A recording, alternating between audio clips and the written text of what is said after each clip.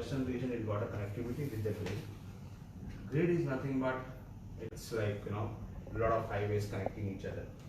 Like we need highways to travel, electricity needs highways so that it can travel from different places to different.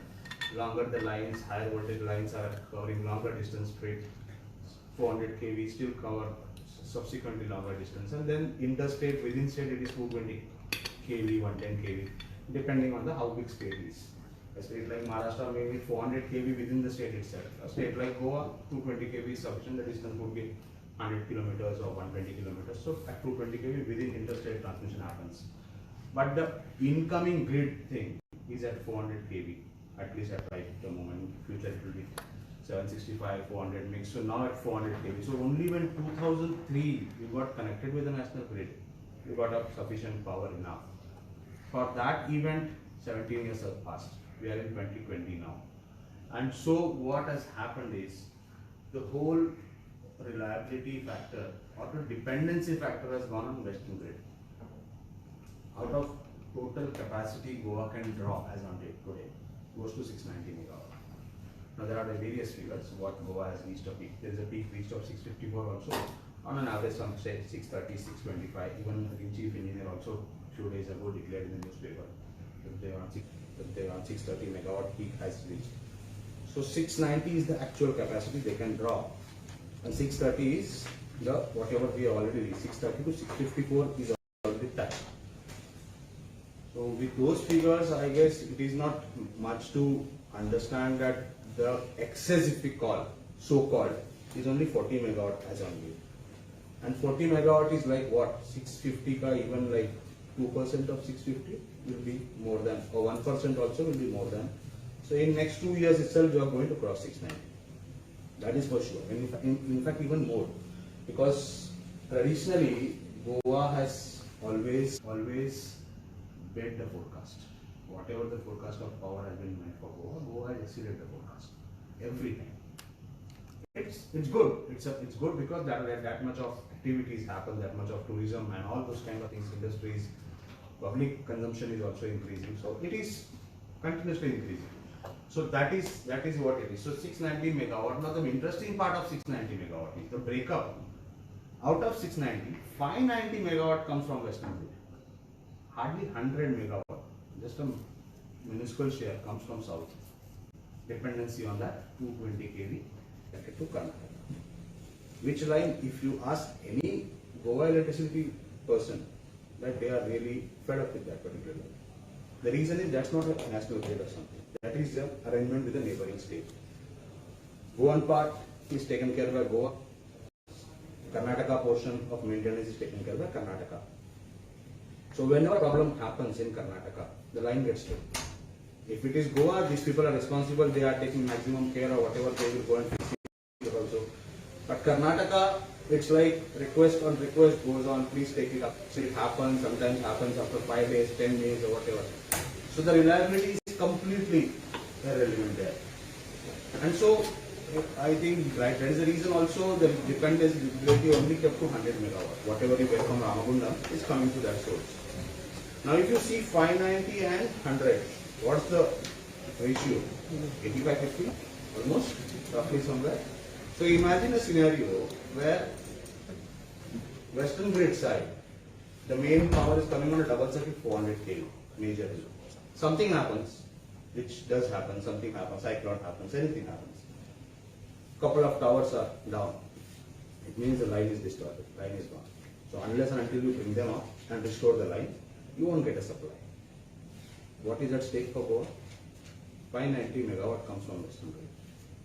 If 590 megawatt goes, or say 500 megawatt also goes, does Goa has a capacity to boost it up from other side? You are already in this field of news, so you must be aware, maybe a couple of months back, there was a big event happened in Mumbai. Mumbai was blacked out because of failures and cumulative failures of lines, and then grid was failed. So big national news, huge crores of money gone wasted or like losses because of few hours of blackout, few hours. Now that is Mumbai. They only had to bring it back. Start the grid, they have other systems and all, they have to bring it back. So It could happen in 6 hours, 7 hours time. What will Goa do? They don't have any other facility to get that kind of power. Now this project requirement also, I can connect it with Kashmir. 2012, Kashmir actually had a similar situation. Kashmir had only one field to connect with the main national grid.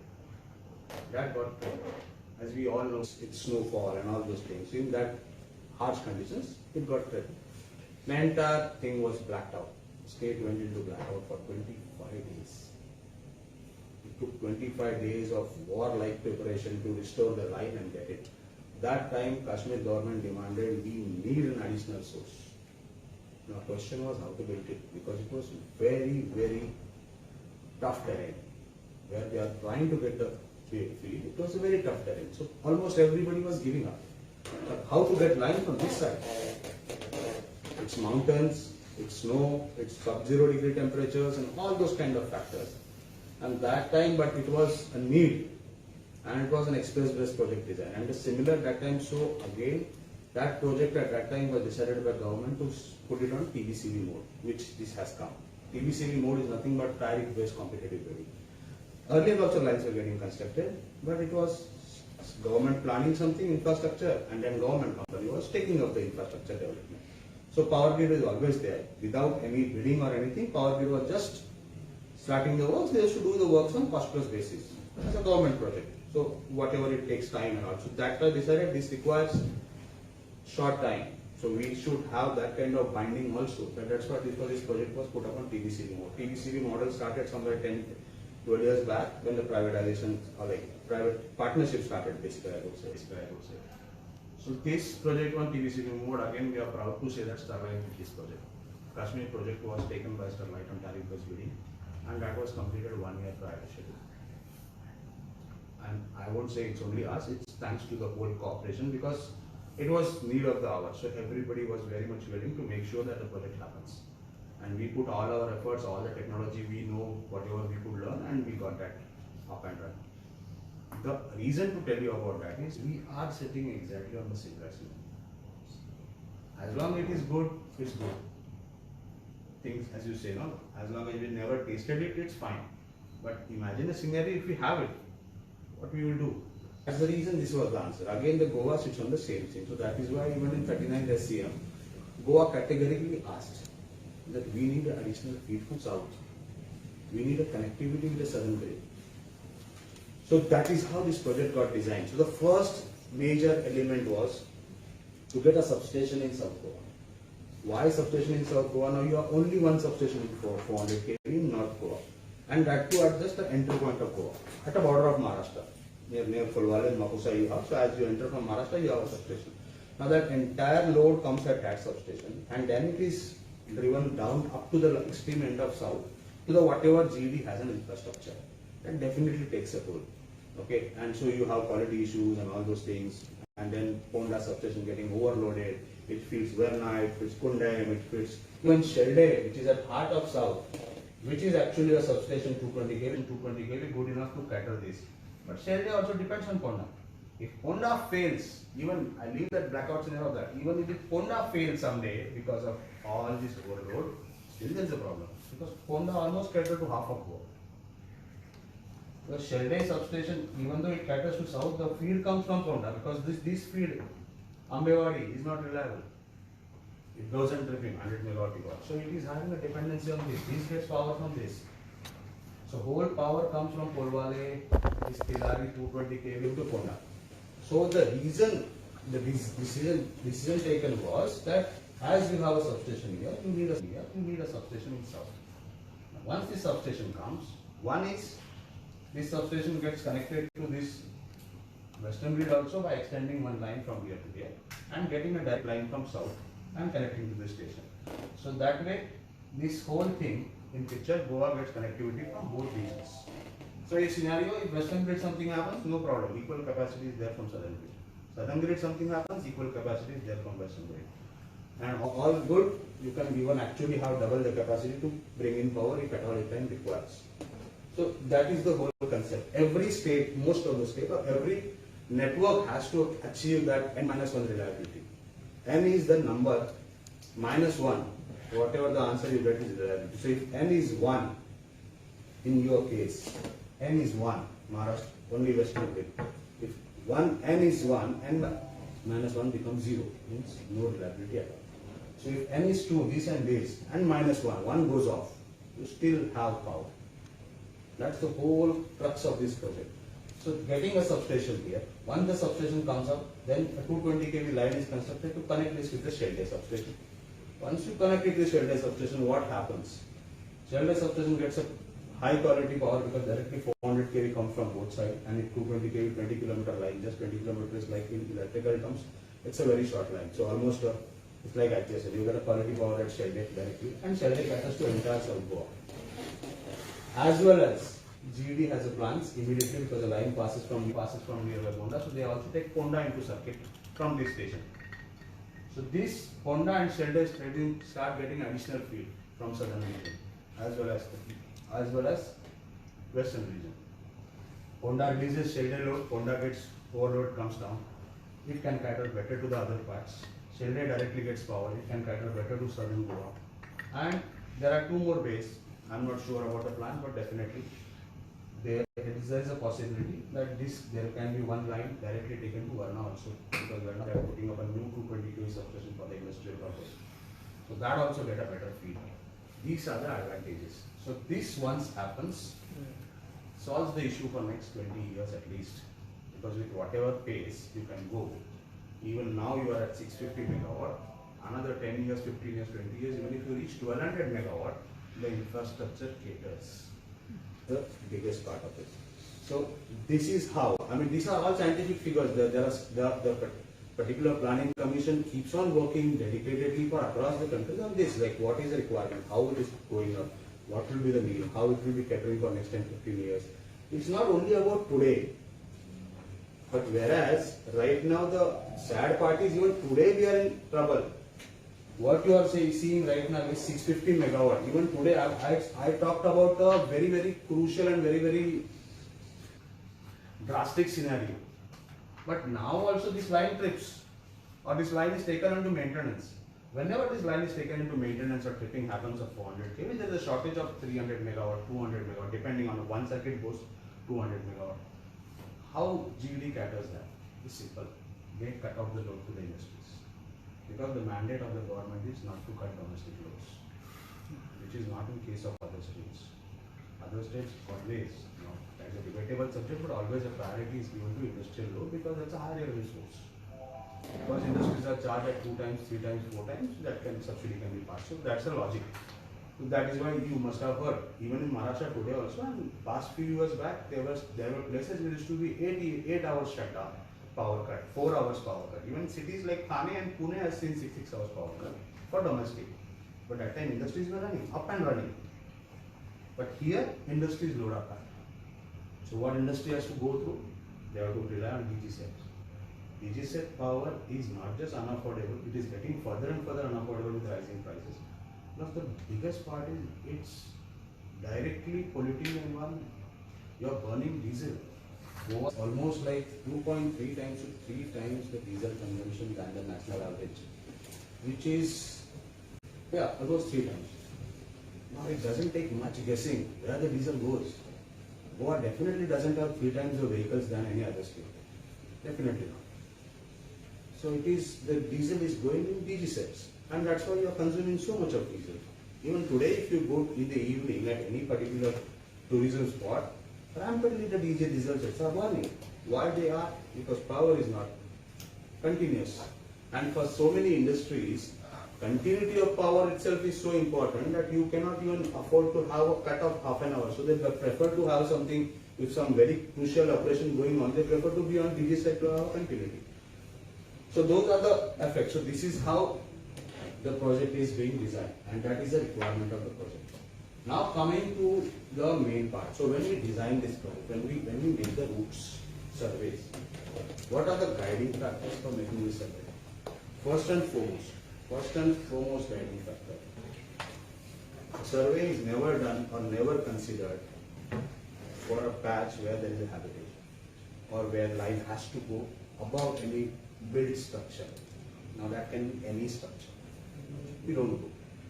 In fact, when we take a forest permission also, we have to convince forest on paper in the visits also that this is unavoidable. If I go out, I'm going into habitation area or something like that, where I cannot take. That is why I have to come inside.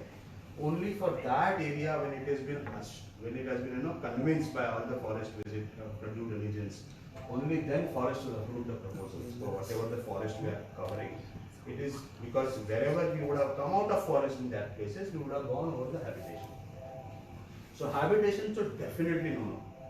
So there is no houses coming below line, no temples, no churches, nothing. Absolutely nothing. And then it goes to forest. Now even in forest, we are aware here, first of all, there is a lot of talk about environment study, whether it is done or not. It's very interesting fact that environment study is what? The study on environment, right? How it will affect the environment. But something which is not having any emissions, any hazardous flow or anything, how it will affect the environment.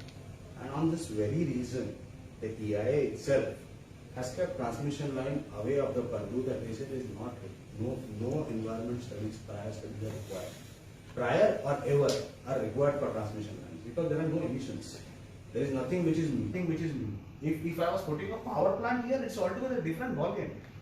There is something to be produced, there is something to be burned, something to be the waste or something, waste management, or there is no emission, there is no waste created, nothing. The line conductor goes, it stays, it is not creating any waste in future which needs to be managed or nothing. On that pretext only, EIA notification has clearly stated that it is not required for transmission. So, to see it with the same lens of any other infrastructure project would be a mistake. So, because the other projects are totally different. If I am constructing a road, I am going to definitely, there will be emissions on the road because there will be moving vehicles on the road. So, this is the thing. Then comes, so definitely environment thing is not required. But when we are in Goa, we know that Goa is full of biodiversity. And specifically, one of our areas we were coming, because the whole line was decided, it was discussed even in the 39th SCM, that there is no other route than our Western Ghats. All 8-9 proposals they discussed. Western Ghats were imperative. In fact, there was a discussion in the 39th SCM saying that they specifically discussed about a Kaiga route.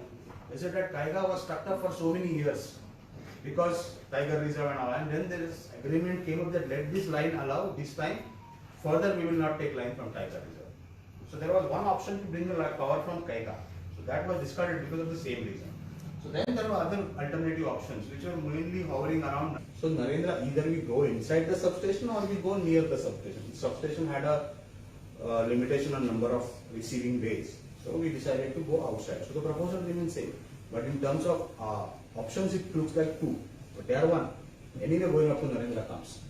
So now, when we go to Narendra, to enter Karnataka, we know that anywhere you go, you will enter forest, wildlife, and all those things.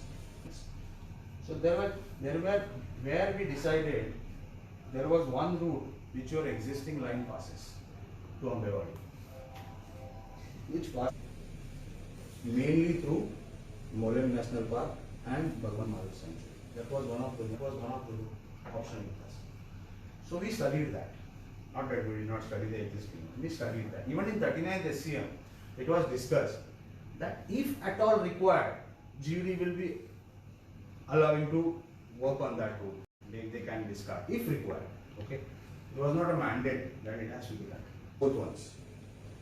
After studying both the routes, we submitted that to the forest department. Because when we applied forest department for the survey, forest themselves asked that you give us the details of both and then we will allow you to further require permission.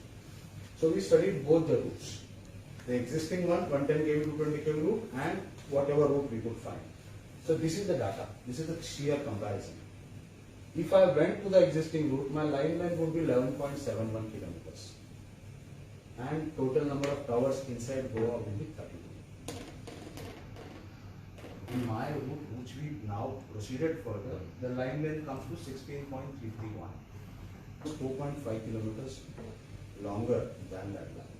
and number of towers have also increased. Second thing is, in this 1.3 kilometer passes through Molan National Park, which is full of biodiversity, which is like major. In this, it is zero. So whatever we boost or we take a pride of scouting this route, is actually it was worth investment of time and everything, because we could achieve a bypass of Molan National Park. And then wildlife in this case itself also, wildlife also comes around 4.84. In this it is only sheer 2.51, and in that 2.51 also interesting part is 0.51 is 2 kilometers here. Now this 0.51, even if I take you guys today at a location, you will see there's not a single tree or a tower that will come. But only because I cannot come out because there is a habitation. But the habitation, so I have to skirt with the boundary. And because technically it is coming inside Barwan, technically under the markings, so it has to be considered as a part of proposal. That this kilometer also gets. So only this 2 kilometer actually we are going to Bhagwan Mahaवीर Sanctuary. And there also, here the 2 towers are coming and here 4 numbers of towers are coming only. So total 6 towers in Bhagwan Mahaवीर Sanctuary. Instead, in the existing route, if you would have gone, 13 number of towers will come in Mahaवीर Sanctuary and 4 towers in Molan National Park. So 17 towers will come in protected area in place of 6. In terms of hectare also, here it will be 28 hectare, it is only 11.54 hectare. Now this important figure, you see this, even this and even this figure. Both the figures are less than 50 hectares. If you go to a Parivesh website where the forest approvals are to be uploaded, you get an option of uploading a biodiversity assessment and biodiversity management plan only if you put this figure as 51 hectare or 50. If it is less than 50, the option doesn't pop up. You cannot upload. It's an online system, right? So definitely it is not a mandatory one. It is not a compulsion on us. However, without anybody asking or before even submitting, in 2018 itself we initiated a biodiversity assessment for the region. We got the report. In 19 we got the report. We could not upload, but we submitted the hard copy to Forest Department with the hard copy what we submitted. The report is available here also. As well as the report is very well published by us on the website. And what you are seeing here in the desk is the biodiversity report. So this was done willfully, just knowing that it will help us to further find out how we can further mitigate. Although it will so that particular report, the experts have a very high quote is the experts quote is the line does not divide forest into two parts. Because the towers are at a distance of almost average 400 to 500 meters from each other, and the conductor passes up and above, so it has no kind of fragmentation or division of forest. Light goes as much. The impact of this particular construction activity is localized on the tower footing, definitely, because there might be cutting requirement and all. The other impact they said can come through approaching that location. While approaching that location, you can damage the things, and while pulling the wire, that's called as trimming process. So there we got our technology in. We said we will not access the location by vehicles up to the tower location. Wherever the motorable road is available, we will go there, stop there. From there, we will head load the material. This is not something which we are just planning to do here. This is what an adopted practice, which we already adopt in other states. We concluded just now 62 towers in Arunachal forest. Erected 62 towers, and even the stemming is completed. All the towers are completely in forest, and not just forest but under cliff of the mountains. So it's called a mountainous area. So initially for almost 15-20 locations, we took the material and loaded. We got special vans to carry 25 kg, 30 kg each, and they used to carry the load and take it. Cement, steel, water, metal, everything. And even tower parts, anyway, tower parts come in disassembled parts. They are like angles and structures. So they are also carried and then assembly is done. And further we went there to expedite it further because of COVID and all those things also came. We didn't want too much manpower. We deployed a helicopter and then the whole material was dumped at locations by use of helicopter. This is just recently done. The helicopter operations went on from October 1st to December 15th. We did almost 3,500 tonnage of material. We shifted to all the cliffs, towers, conductor, everything. Moral of the thing, why I'm saying is, to reach those 62 locations, I have not created a road. We have not taken any vehicles. We have not cut any trees to get access to the location. So whatever we have done is only at a localized location, only at a tower putting area. Exactly, is already done practices by us. Then comes stringing, where is a possible of getting damage. So we are using drones. Again, this is also a proven technology which we already adopted in India. We are doing it for so many years. So with this, we avoid laying of those conductors down and damaging the things. That's one part. And another part, while designing itself, what we have taken care. Designing the towers or placement of towers. Even in the Bhagwan Mahavi Sanctuary, if you see the placement of towers, they keep on increasing the elevation. So they start from low and they are like going in a straight line, higher and higher and higher. At one space, to reduce the number of tower footings in the area, to have a lesser kind of impact, we have taken wherever possible a span of 630 meters, a long span. The only requirement was to do that was so that we cannot have, so otherwise we would have 7 towers. But taking that longer span, we could manage it only. So that also is possibly done. And then we are getting a huge clearance there. We are getting a clearance more than 20, some places 25 meters from the ground. Now what that converts to me? What that converts is, when I talk about a corridor, a conductor goes, the distance between the tree canopy, top of the tree, and my conductor, if it is more than 5.5, I have nothing to do with it. The tree is only a threat to a line for tripping or anything if it is in that range of 5.5 meters. So if I am getting a clearance of 25 or 20 meters, say, I won't say 20 meters, 20 minus 5.5 is 14.5. These that are below 14.5 meters height are not my concern. So I don't have to, although I have enumerated it, I don't need to cut it. Or do anything to it. So again, all these figures rolling out are the figures of enumerations. Now let's understand why this enumeration. When we do a forest proposal, we have to enumerate the entire corridor what is specified by CEA.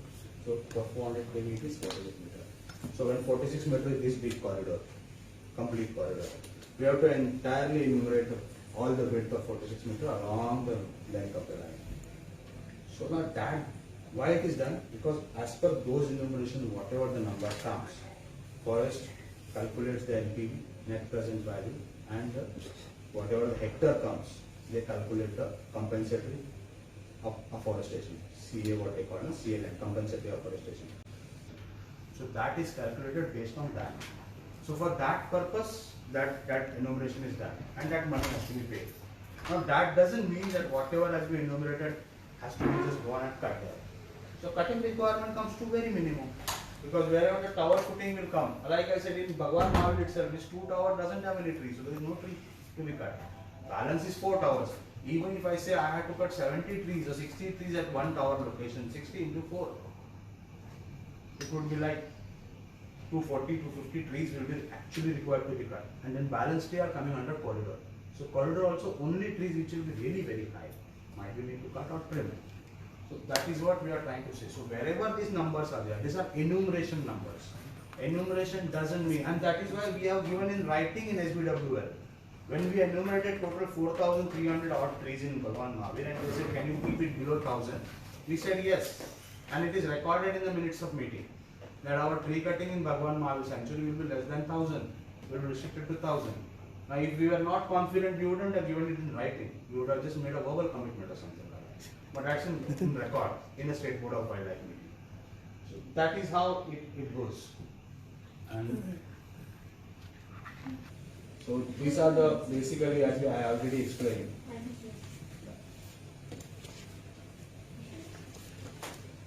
And then further some of the mitigation measures what biodiversity helped us, a report Well, they suggested us to go with biodiverters.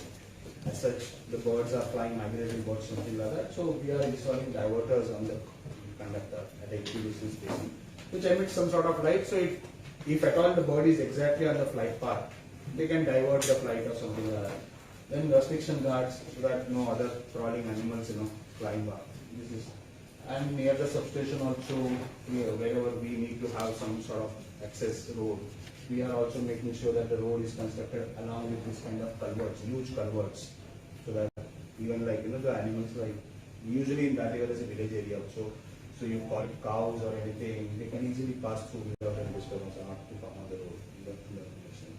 So these are these kind of mitigation measures are helped us from the biodiversity report design. If you just look at those pictures, then go down the picture. So this is the actual picture. So you see the forest below. And this is not just one picture. This is across the world. If you scan the pictures, like be it a highly developed country or whatever it is, the lines are passing through forest. The whole logic is because this particular area, as you see, the tree height is less. It doesn't affect the conductor. Doesn't harm. Only tree cutting. And in future, even below the tower, also something comes up. Because in agricultural land, people do agriculture even in the tower base. When we put a tower, and that is why in past, when they used to construct the transmission line, the only compensation was provided was on loss of crop. Only on loss of crop. Being in agriculture, because that time it was understood whatever loss you make is only to the crop. Because next year you can very well farm there. But now the things have changed. Now there is an importance given to the land also, so that is different factor. But then this is the thing. So logic behind it is even below the tower you can do agriculture, or you can have come up in the other parts. If this area, even if it is not having any trees below the corridor, you can very well plant medicinal herbs trees, which are going to be dwarf trees. So all those things can be done. So those are the things which are coming from the biodiversity reports. So I guess that's it. I'll just make a suggestion for questions, because some of the electronic media requested that they have to rush somewhere. If print will give me 5 minutes. And also, it is a small place and actually we wanted to keep it less, but quite a few people are there, only keeping COVID in mind. If you'll give me 5 minutes, I'll finish with the electronic media bites outside and then come back so that those who want to leave at least can. No, Okay. you can do it here. It's okay. It's okay. Your presentation is enough. Presentation is enough. Yeah. Okay. If there is separate bite or separate No, there is mention, you something separate. Now there is a question, but if someone wanted bites and wanted to leave, that's it. No? Okay, in that case it's fine. So, if there are any questions, so if anyone has any questions, I'm happy to ask. For the entire project, how much So for this entire project, as I said, the number of tree cutting comes to, in this line, only Bhagwan Mahadev, only 1,000, less than 1,000 trees are required. Only in Bhagwan Mahadev like sanctuary area, less than 1,000. For the other, also the figure is something around, the actual counting is 11,000, but the actual cutting will be required maybe around 4,000 or something. So in total for this line in Goa, it will be only 5,000 trees. Less than 5,000. Again, I am saying 5,000 is a higher percent. 5,000 or less than 5,000? Less than 5,000. If it is 5,000, so let me bring to your notice is that at least your presentation was good. I think so. Even the government has not been able to give us presentation like this. Now, who is telling lies from your side or the government side? Don't know. Because there have been statements from government, even the Prime Minister, like 16,000, 81,000. Where this figure and how your figure came, it's really surprising now. No, so that is what I am trying to convey to you. See, if you calculate my enumeration numbers,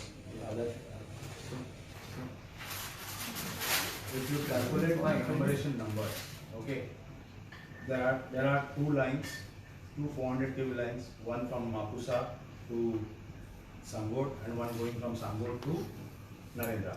So in that Sangot to Narendra, there is a Goa portion, and Mapusa line completely is in Goa, and there is a small 220 kV line going to Kepe.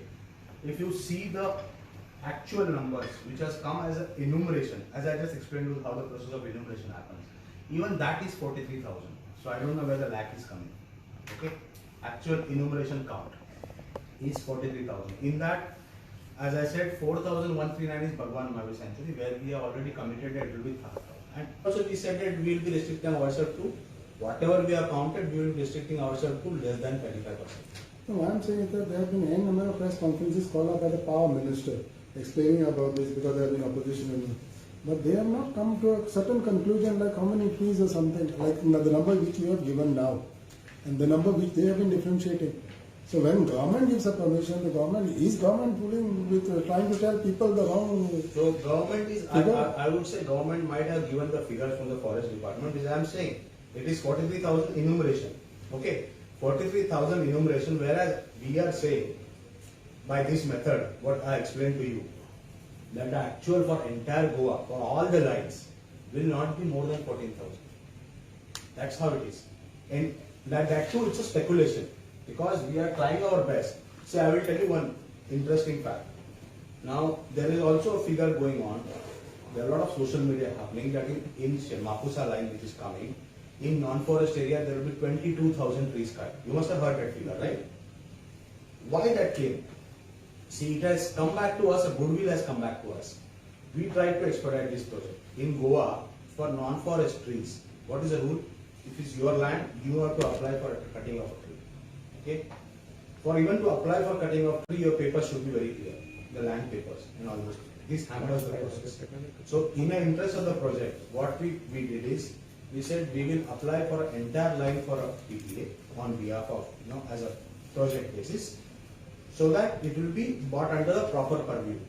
And so there also what happened, forest asked us if you are doing that, you enumerate entire corridor. So again entire corridor was enumerated. So total figure came up of 22,000. Whereas now, for actual cutting, what I would be requesting, we have done the whole study. Again, that joint assessment is going on, final check. For actual tower footing, for entire line in non-forest, against 22,000, the number what has come to actual requirement of cutting is 1013. 1,000 trees. 1,000 trees for almost 76 to 80 tower locations. So where is 22,000? Where is 1,000? See, but for if you might want to make a story, 22,000 is an appealing figure. It's not a make a story. No, I'm talking in generally who are putting it on social media. 22,000 is appealing figure. Has anybody approached and checked what is the fact in this? So that is only for PTA purpose, for taking a PTA approval, because you cannot show lower figure. You have to show a larger impact.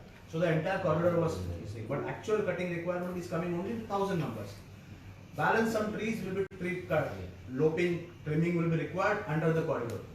There also, as I said, in many places we have taken towers on such a cliff location that below corridor nothing hampers.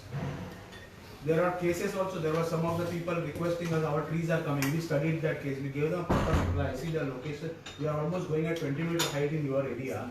You have a plantation below that is not even getting affected at all. So we are not going to come and cut it. There is no requirement. That we are confirming to people also. We are going to each and every location and we are showing the people where the tower location, tower land is coming up. Even now, we are trying our best because it is in our interest. We are trying our best. Okay, wherever the tower can be plotted in non-tree area, we tried that. Unavoidable, we could not do. So that is how it is. So 22,000 to 1,000. Now, if you catch up these figures, everything, I told you my figure very honestly, 43,000, you can check with the forest records. The total enumeration figure for all the lines comes to 43,000, which I am saying I will keep it below 14,000 for forest. This is how the breakup is. 43,000 is Total calculated figure. including the branches of trees. Everything. 40,000 is for the entire corridor, but that is for the purpose of payment of money. That is for the purpose of payment of money. I have already paid for the 2 approvals what we have received from Ministry of Environment, stage 2 approval. We have already paid 30 CR. That is on what? For NPV and for CA, compensatory afforestation. That goes to government CAMPA account. So that we already paid. So in spite of that, it is not that because I have paid I am going to cut the trees. I will cut only what is required. No, what I am saying is, If there are any other questions, if it's one-on-one, we end the session and take it. no, why? I will ask you. It's I'm important just now. checking if anyone else has a question. If they want to ask, let them ask. I don't have a problem. I'll keep my mouth shut. Yeah, so I'll just just moderate them. If there is anyone else, so that they can ask. आता तुम्ही presentation सगळं दाखवता पण social मीडियावर असे काही photos viral झाले ते खूप झाडं Correct. कापले आहेत त्याबद्दल आपण इथे प्रेझेंटेशन मध्ये काहीच आम्हाला दाखवलं नाही पिक्चर दाखवलं नाही किंवा त्याबद्दल काही माहिती दिली नाही. I will come to that. I think English is okay or Marathi is okay? English is better. English is better. So, in that context, see, again that is misinterpreted. See, what we like, what we show you, okay? And for this line, as I mentioned, the most heart of this project is the substation requirement. So, we purchased a land in Sangor. Okay? In 2018, we actually procured a land in Sangor. Now, I will just touch up that part also because that is also element coming out of the social media. This project simply talks about a substation in South Goa, and the purpose is to connect it with Shelde. That is very clear. It has to connect it to Shelde. So there was some kind of understanding at that level, just speculations, that if at all GD has a land, it is good to have that station in Shelde somewhere. On the presumption that GD holds a land. Okay? When we came here, there was no land. We approached government. We got a letter from Darbandara Deputy Collector. We got a letter from Kepe Deputy Collector. There is no government land of this scale available in South Goa or in this area. So you please look for private lands. Second important fact is, in the TSA, that agreement what we hold with Government of India, Central Government CEA, it clearly says that the substation location has to be decided in consultation with Goa Electricity Department because they are the ultimately the end beneficiaries of that. So it has to be their opinion and their requirement taken into consideration. So we started looking for private land. GD was also with us. So one of the GD official also helped us to find one land, but that land was in the reserved forest area. So converting reserved forest and all those things, that is for. Then we found out a land which is private. It was claimed to be private. We checked. It is private. It was not part of any forest. Then it was not declared in any of the two committees formed for private forest declaration. That was not part of that. All these checks and balances done. Then we followed the family tree. We did due diligence for almost last 100 years. Found 120 owners for that plot. The sale deed was done with each and every landowner of that plot, and that plot was acquired. So that is a private land in a Sangor village, but it is pitched in as if it is part of Molem National Park. It is not. It is only in Molem Panchayat area. It is not a Molem National Park, or it is not a forest land. There is a forest nearby, normal forest, not a protected forest. But this particular patch of land is a private land which was acquired by the company. Now we acquired that land. Now as we acquired that land, it is a private land. It is not a private forestry because when we have done this particular FDP proposal, what I am saying, and this enumeration we have done of trees, it is not just for reserve forest. It includes private forest also. So we have paid the money for private forest as well to the government. Okay. So it is not that only reserved forest. Whatever in the line, private forests are also coming, are also seen with the same lens as the forest. But in this substation case, it was not a private forest, neither a part of forest. It was a private land. So we definitely needed to develop that substation. So we said we need to cut those trees. So it was asked, as any private owner, you and here all here ones will do, we have to apply for a private tree for a cutting permission. We applied for that. We applied for a cutting permission. We received the permission after 7-8 months that you can cut these trees after the file moved all levels and everything. And then, this is a very important point I would note here, that we got that permission somewhere in April 2019. And we started the work somewhere, we intimated as per the requirement, we intimated that we are proceeding with the cutting by 25th or 24th of June. And then we started slowly, and then actual cutting started in July, August, and it finished in December. There was no COVID in December, right? There was no lockdown in December. So the cutting was over. None of the people, none of the voices even approached that the trees cutting is happening. The whole cutting was done, and then the logs were stacked, and then the COVID struck. COVID delayed our process of stacking the logs and taking it out, because for taking the logs out also, we need a formal permission for transportation.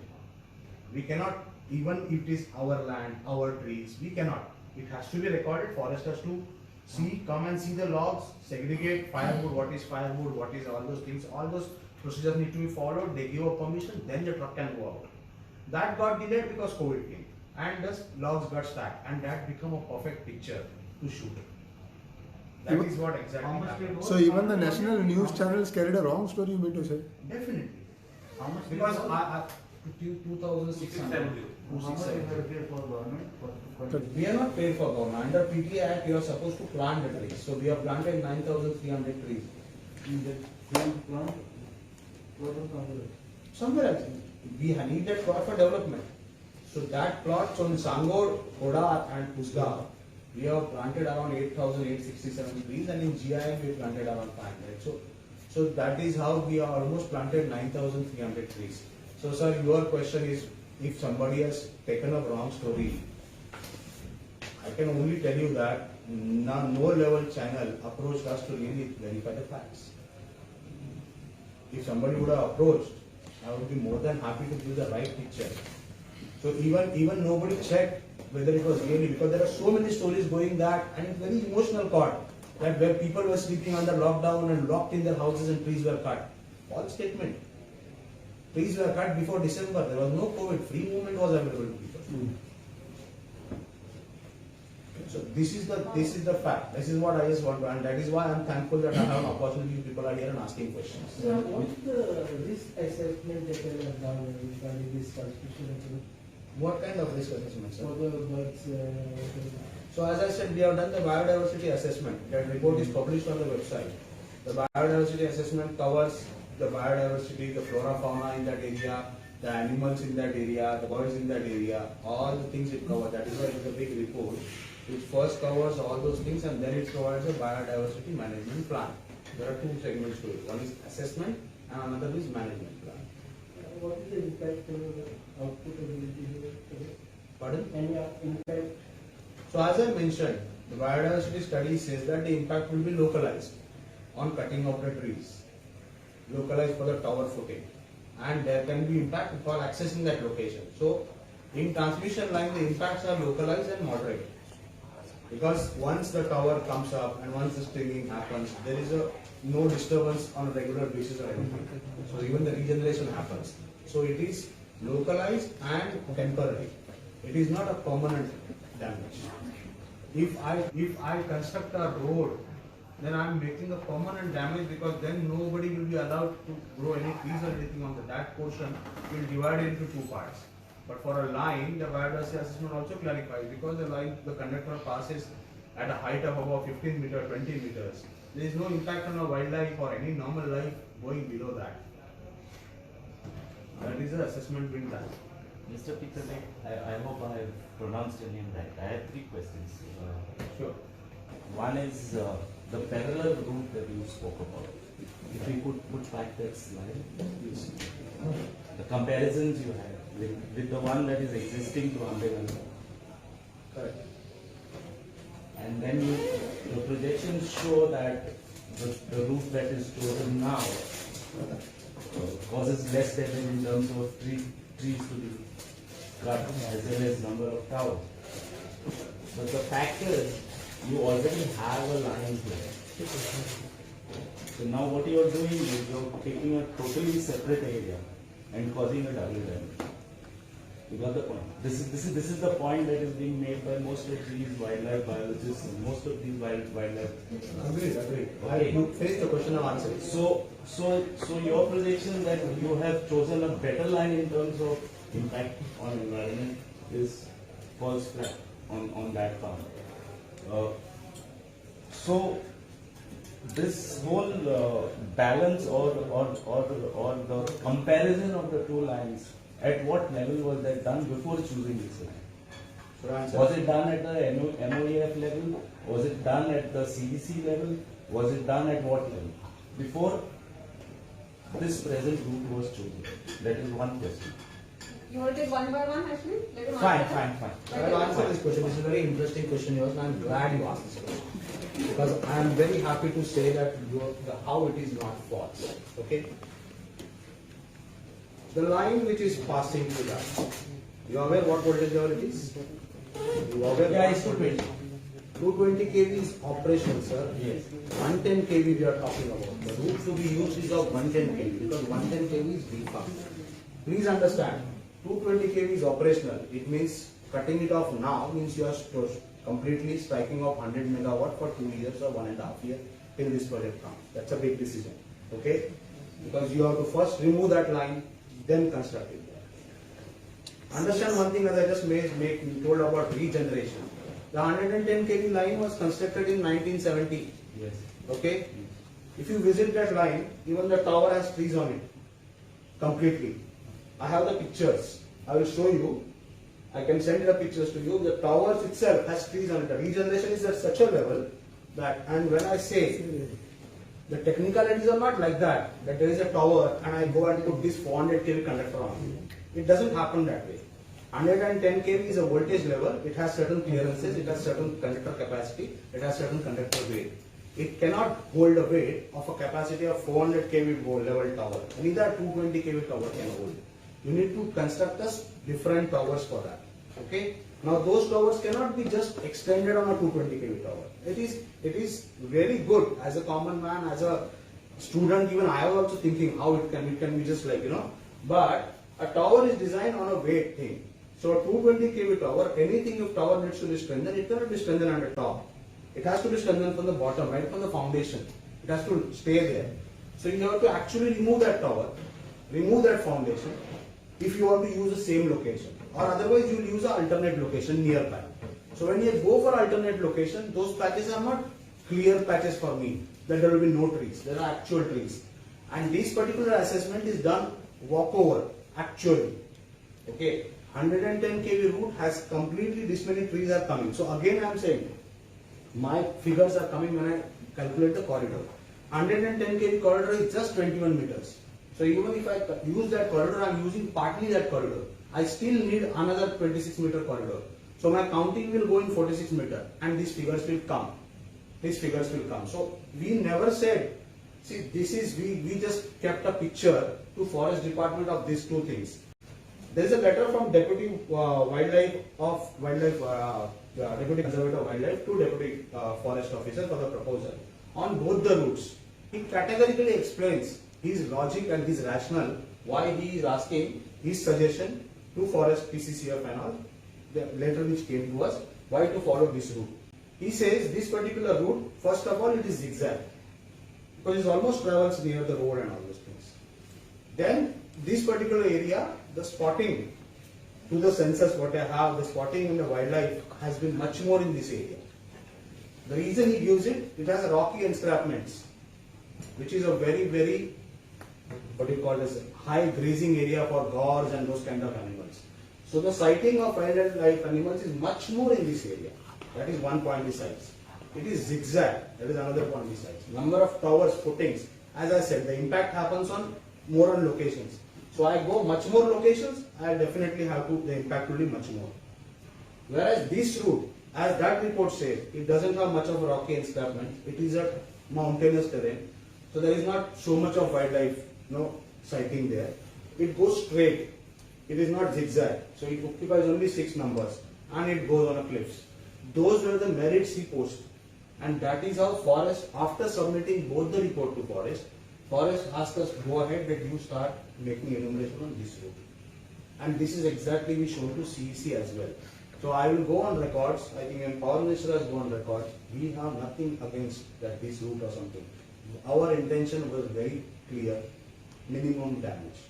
So we went with this route which clearly cited minimum damage. If today, because we might lack in some kind of vision when it comes to diversity experts and all. So if they feel the damage here, though in numbers, is nothing compared to this and have to be go by this route, we absolutely have no problem. It is just the two alternatives are mentioned. Because for your information, even at this stage, the only thing is the impact will be on the delay of the project because the whole process has to be started once again. That's the only thing. Second question is, you very categorically said that EIA is not required. because it is not a, no emissions and that. But I think this issue is sub-judice, isn't it? It is not sub-judice. EIA issue is not The sub-judice. Goa Foundation. No, there is nothing. There is no challenge on EIA. There is no challenge on any court on EIA requirement, because I understand whoever are challenging, they definitely are that red. And the EIA notification is very clear about this. There are letters from EIA also to various companies and various governments on the same subject, that there is no EIA required for transmission lines. Letters from Even when it EIA. goes through wildlife. You are mixing two things. You are mixing two things. EIA is environmental assessment and BIA is biodiversity assessment. So I think I clarified the other point also. Biodiversity assessment also is required if your area of damage or area of diversion is more than 50 hectares. It is mandatory. So we are not mandated at all. Yet we have done it.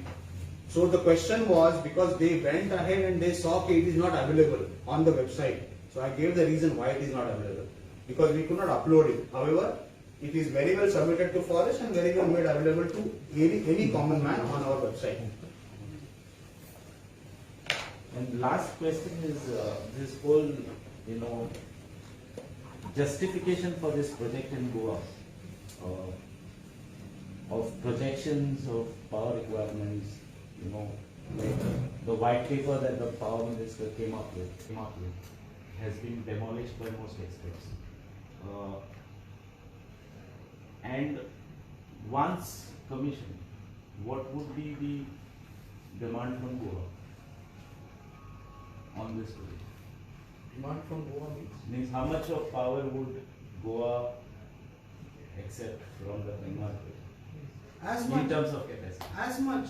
It is 1200 megawatt capacity. No, I agree. Huh. But in terms of demand and supply shortfall or excess, distinct sources for Goa government, See, how much would be the requirement? You are getting confused here. Tamil Nadu project is nothing but infrastructure creating for government itself. What infrastructure you have from power grid already line up to that particular line. Similarly, another infrastructure, it's a government national grid infrastructure getting created. So it is not about how much power you draw from Tamil Nadu. Okay? This particular line, once it gets drawn, you get connected to both the grids. Now it's up to the government from which exact power plant they want to procure the power, because what you require is just a highway. You have the system in place, you have a import capacity, you can go anywhere and buy your power across India. So right now you are only buying, Goa government is buying 100 megawatt from Ramamunda. After this they will start buying much more power from Karnataka where there is a solar power plant coming, or any other solar power plants or wind power plants in Karnataka. Government can very well do. Right now they don't want to do that because you don't have import capacity itself from south region. So this is just, this Tamil Nadu is not producing power, Tamil Nadu is not responsible. It is only wheeling, it is only creating an infrastructure for you so that the power can be bought. Now it's totally government decision from where how much power to be exchanged. That is completely GED's call. And I'm not sure, what creates a doubt in people about the requirement of power, because definitely we know that we are growing. I'll tell you what Yeah. creates the doubt. Yeah. 30 years ago, IPP was proposed in Goa. An artificial shortage was shown. 20 years, 6 years back, that project shut short. Goa didn't face any problems. So this whole projections and the way demands and supplies are projected are always, in favor of a private project that is coming. So that is the doubt. So one thing, a more important point is, this is not a private project. First of all, although it is a public-private partnership, these projects are all of Central Electricity Authority. They are based on, so either it goes on public-private partnership or it goes on. Now the similar kind of projects in Rajasthan, now Power Grid backed the projects. They backed to the same mode, not directly given to Power Grid. They bid it, they quoted, even being a government company, and they got the projects.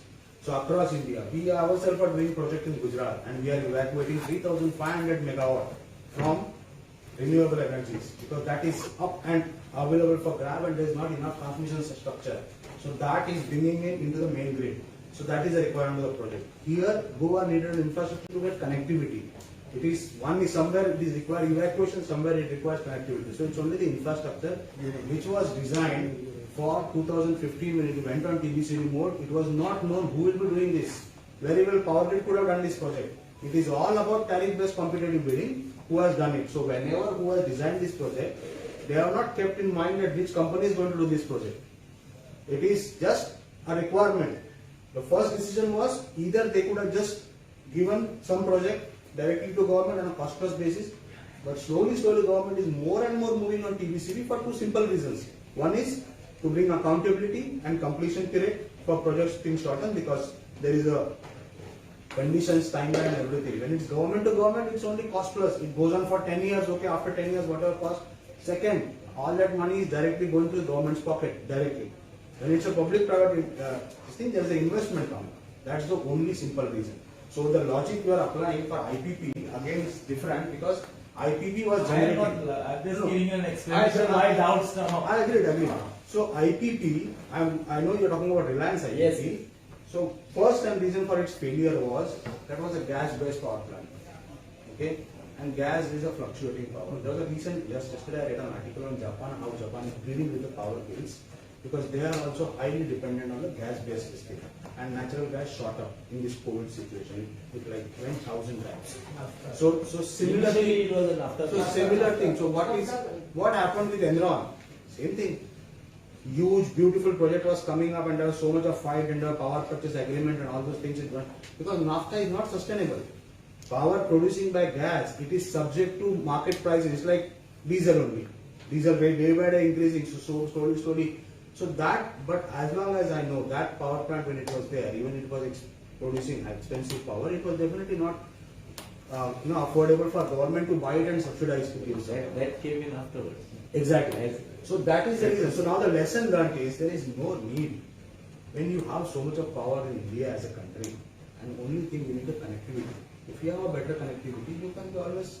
Why you need to again build something? I think we did not cover one of the part. Even the solar, when the people talk, solar has a big footprint. Solar has a what you call as efficiency rate of not more than 20-22%. It simply means if you have to produce 300 megawatt, you have to construct 1500 megawatt. If you construct 1500 megawatt plant, your size would be, you have that? Your size of land required would be 7,500 acres. Now tell me 7,500 acres of land, a plant to be developed, will it not involve destruction? Where you will get that kind of land in Goa? So solar is not viable. It's not a viable, I'm not questioning viability, I'm saying on mass production level. What government is doing is fantastic. If people start putting it on rooftops, it's okay. When you're talking about the main source of energy, if you have 600 megawatt and you want 300 megawatt coming from solar your own, let's say Goa produces it. What kind of, now Karnataka is doing it. Karnataka is putting 2,500 megawatt solar power plant. In Bhuj and all what I'm talking, they are in gigawatts. Why? Ran of Kutch is there. Ran of Kutch open land, high efficiency, 20, what do you call it? All 12 months availability of sun, no problem. So that is where Rajasthan is big solar centers. Karnataka is big solar center, where there is all these areas. Their wind is also, they are going to combination of wind and solar. So at night wind produces, in the daytime solar produces. In that combination the power is being produced in India. India is very aggressive. So what is need of the hour is connectivity with India. So no matter, because if Rajasthan produces say gigawatts of power, does Rajasthan state need that much of power? Definitely not. They want somebody to buy it. For somebody to buy it, it needs to be transported, right? That's how the logic works. So Goa is only getting its infrastructure created so that then it has a freedom to buy it from western grid, southern grid, both sides, wherever they want to. That is what the logic goes behind it. You spoke about some substations, 220 kV. Like how many substations are this in Goa? This is the existing substation in Goa. Ponda is there, Chennai is there. And I got mentioned some, there are in Amona and all those things. Because there were 6 substations which the power minister announced, and that I think so, 6 substations which were supposed to come, new substation. Whether those are the same ones? No. Because he has announced way much better. See, there are two things. This is a national level infrastructure project. Okay, this project is completely national project, and even the funding or whatever this investment in this project is entirely from center, not a single pipe from government of Goa. So this is actually an infrastructure boost to Goa through center. We are getting a facility. Whatever power minister must have mentioned is the plans of Goa Electricity Department. to strengthen internally. Connecting this, same, getting the power from the same line. It will ultimately, see, that is the internal. It's like you are making a supply line for your house. Now, if your house is much bigger, you can have your distribution plan as you want internally. You are first of all getting secured that you are going to get supply. You are getting a gas pipeline, then in building how you want to distribute, it's up to you. If you want to create more centers and something like that, it's up to you. Substation will definitely need to have this thing. So those are the internal plan. Correct. As I said, Verna substation is coming up. Correct. So now if Verna substation directly gets feeded through this, it's the added advantage. Buying power from open exchanges. Correct. Now trading is. You are buying power. So if you are surplus, sir, why you are going to open exchanges? Now it is trading. And if you are surplus, tell me, sir, Then you can why sell it. you are running DG sets in Goa? Why you are running DG sets? Goa should be a model example. Why you are running DG sets in Goa? Surplus power. You are buying, contradictory to all the statement. Exchanges, when you are finished with your quota, then you go to open exchange and buy the power. So I really, see, that's what, and I clearly shown you the figure. You No, are earlier there were instances when Goa has to sell power. Now I think the trading is happening. They still sell. They still, No, it is trading, I think. They still sell. Trading happens, so Goa now produces only 3%. Maybe when Reliance was operating, it was having some more power. No, that was 38 now. The point here is, see, there is no fun in having power plants in Goa. Power plant is again environmentally concerned, whatever it is. Be it coal that you don't want, even gas also it will emit. Gas also will have emissions. So rather than producing power in Goa, it is always better to have a highway infrastructure created so that you can buy as much as power you want from the neighboring states or from the grid. Not just neighboring states. When you're getting connected to grid, it is nothing to do with neighboring So you are states. only adding infrastructure. It's only and only purely infrastructure what center is proposing for Goa so that Goa is ready for future as well. Now also the problem gets solved and ready for future. that work on the towers have already started. Yeah, Oh, it is already completed. Not completed. In this line we have completed 14 number of foundations. Foundations. So Where exactly? Where, in which area side? In Kolwale side and this thing from this Mapusa substation we have started. But as per my knowledge, recently the cabinet has approved that permission for those towers or So something. that is only for evacuee portion. Four towers something. Evacuee portion. Cabinet has approved. Cabinet has approved for the in this line in Goa. There are many parts, right? So some of the towers are coming on evacuee land. Yeah, The evacuee land, whom to go? We have to go to government to give the permission. So the file was put up to government that evacuee land and let us know there should be official permission.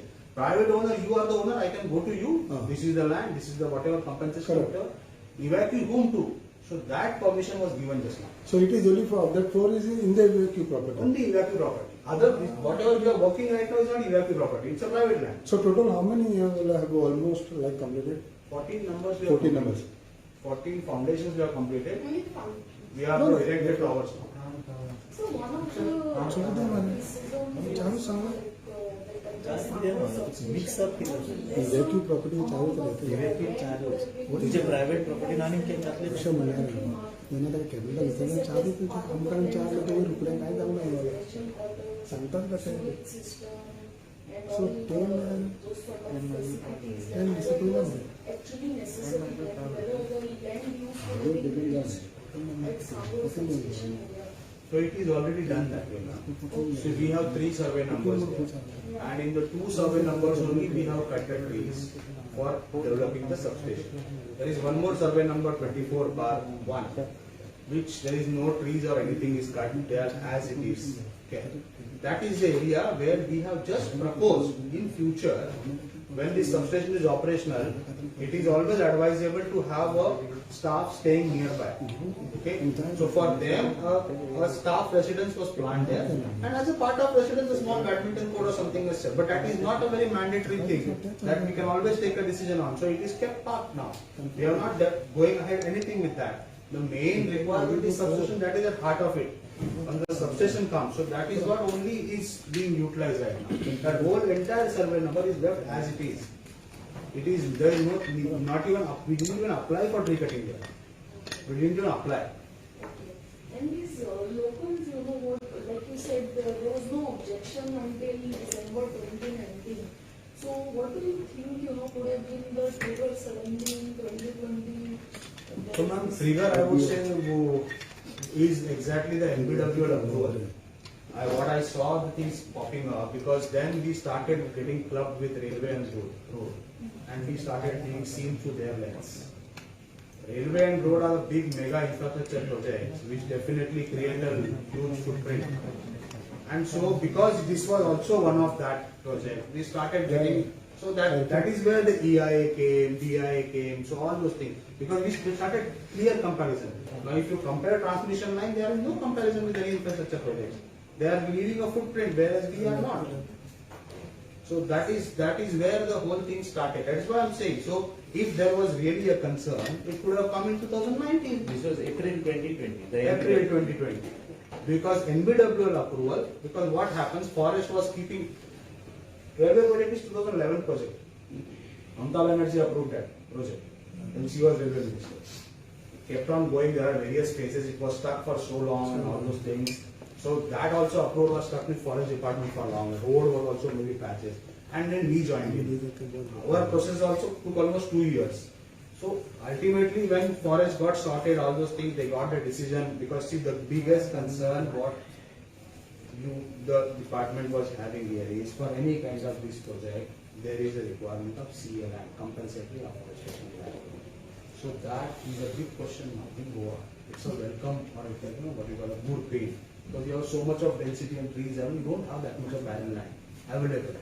But that has become problem. Where to give that land?